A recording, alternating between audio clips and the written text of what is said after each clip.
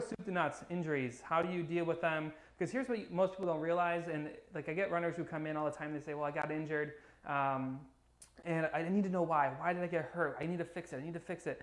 Well, here's the thing you have to know is injuries happen. Like 80%. The last statistic I saw was 80% of runners are injured every single year, mainly because they don't do anything but run. But you're going to get hurt, you're going to get injured. So I'm going to talk to you about how do you navigate that injury cycle. So if 80% of runners are getting injured every year, how can you curb that? How can you put your best foot forward, no pun intended, and stop getting injured? One of the things I want to talk about is just out of the gate is how do you prevent injury? And then we're going to go into the different things I've learned along the way so that you can take an injury, bundle it, keep it in its own kind of little box, get over it quickly and get back to running. And truthfully, when I say stuff tonight, you can be like, yeah, that's me.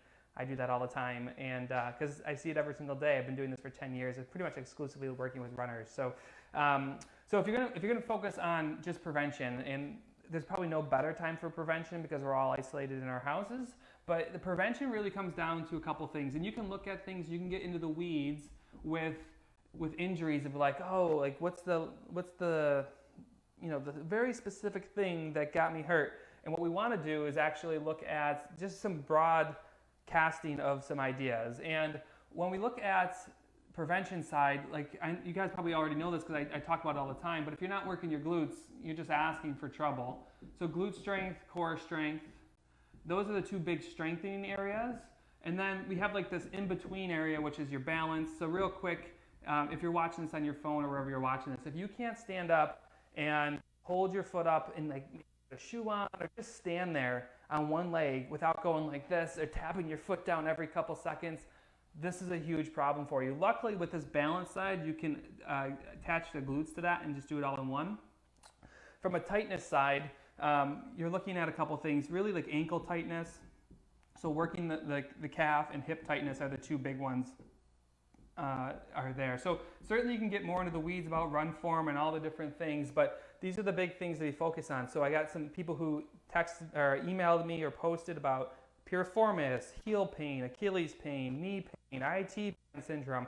We're going to talk about those individually, but if you're not doing this stuff and you're wondering why you're not getting better or why you keep getting hurt, this is where to start before you go spend a bunch of money on like an analysis. Well, that could be helpful, but at least start here. Like do some of these things because that's what's going to give you the biggest bang for your buck. So these are the key areas of prevention. Remember, you're going to get hurt. You're going to have to make sure that you're doing something in here. We have a couple programs that I really recommend. If you go to, I actually put it, it's not even on there anymore, but try RunSmart.com.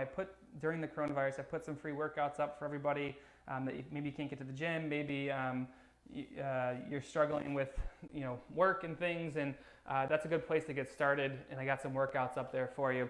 But those are the key things to look at. And then the next thing you have to do is, if you're going to heal from an injury, you have to have the right expectations, right? Because if you're a runner, like generally I see runners like 6 months later, like, well, when did this start? And then they smile and say, well, what year is it? Or they say like, about 6 months ago it came on and I've succumbed to it. And we're going to talk about why that's not the best model, but you have to understand how long it takes things to heal. One of the easiest examples to think about is when you cut yourself and you visibly look like, oh my God, I'm bleeding there, look at that.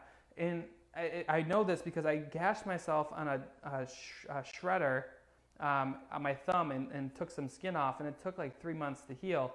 But you could visibly see a cut and you're like, wow, that's not healed yet. Underneath this tissue, like if you strain your calf, your hamstring, you have a tendonitis, or or a meniscus issue, like you have a cut under the skin, and because you can't see it, you're like, why the hell is this thing not healing? But things take time to heal. So I want you guys to take note on how long things do take. So tendons are 8 to 12 weeks. Now we're going to talk about, I'm still on frame here, tendons are 8 to 12 weeks. We're going to talk about how do you chop this down, because I truly believe if you handle things right out of the gate, you're going to be much better. This is generally if someone comes in and they like bashed on it a little bit, but if you've been running for like 2 years and a tendon is not for it, it's going to take much longer than that. Some people have like a really long Achilles tendonitis that'll take, some people it takes up to a year. Same thing with the high hamstring, because some of these injuries, tendons are pretty unique. So this might apply to you, or it will in the future. Tendons are tricky. They feel better as you run. So if you ever had a high hamstring or Achilles or something, usually when you go out the door, it's like, oh, it's stiff. But once you get through the first mile, you feel better. These things are tricky suckers because they'll feel better once you get moving, but the whole time you're moving, you're just shredding them.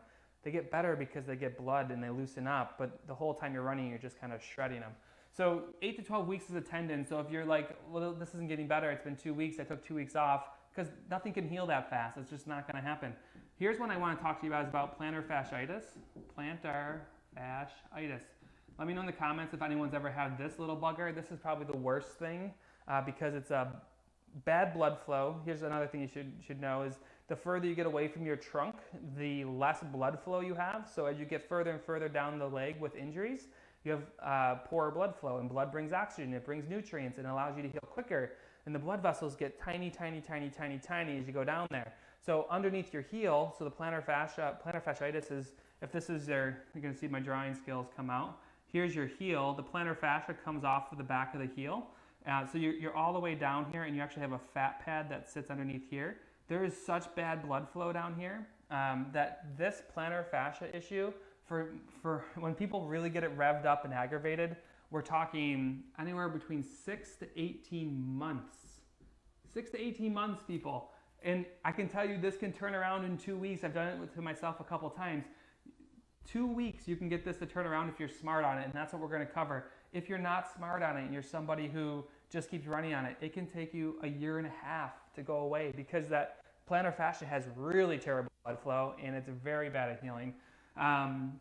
Things like meniscus, and most of the runners I see are a little bit older. Meniscus is 8 to 12 weeks.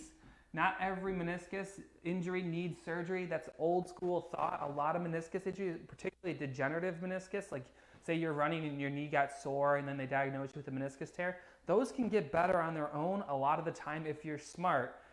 If you have like a pivoting type of meniscus issue, you can have, that's more usually a little operational side, like they might do surgery on that. But here's the thing is, like, if you're an older runner and you have some wear and tear in your knee, maybe some arthritis, because here's something that people don't want to realize is that if you're over the age of 40, you probably have arthritis in your knee. But as you get a little bit older, you go in and start messing with stuff. Like you have meniscus tear and you're like, oh, I'm gonna get it cleaned up. You start messing with stuff, you actually can accelerate the wear and tear on the knee and make it age faster. So we like to try to let these sit, but 8 to 12 weeks is reasonable if you're not completely 3 sheets to the wind down the road aggravated. So meniscus tears, don't think about those being something that you absolutely have to have surgery on. And then we have things like bursitis. Bursitis, I'm sure that's not even spelled right. Those are usually like a 6, I'll say 8 to 12 weeker. So you'll see like most tissue takes 8 to 12 weeks. The only one that doesn't are muscle strains. So if you ever pulled your calf, you pulled your hammy, you pulled your quad, these, if you do it right, are really 2 to 6 weeks. So about half the time or less, because muscle has really good blood flow. Muscles allow you to take in a lot of nutrients because the muscles need blood to contract and pump. So they have really intricate tributaries and rivers that deliver all this blood to them, so they heal very quickly. But here's the thing, like IT band would be sitting in your bursitis, like you have hip bursitis, which is kind of a general thing. Piriformis would probably be sitting in the muscle strain category. You have your meniscus. This could also be a labrum. The only thing that's not on here is bone. So like if you ever had like a joint irritation, like your arthritis flared up, osteoarthritis flared up, you're looking at another 8 to 12 weeks here. Things take time to heal, people. And if you don't have the right expectations, because we're going to talk about setting the stage for this, if you don't have the right expectations, what'll happen is you'll get like 2 weeks into it, you go stir crazy, particularly now when you're already having to sit around all day because there's nothing going on, and you'll start to really drill into things, and you'll turn something that maybe was going to get better in a month, and it'll take 6 times that. You'll be stretching things out to a year. I see runners who've been injured for 6, 12 months because they're not listening to their bodies. So these are the big time frames I think you need to do. Take a screenshot or whatever you need. I'm going to just check for questions.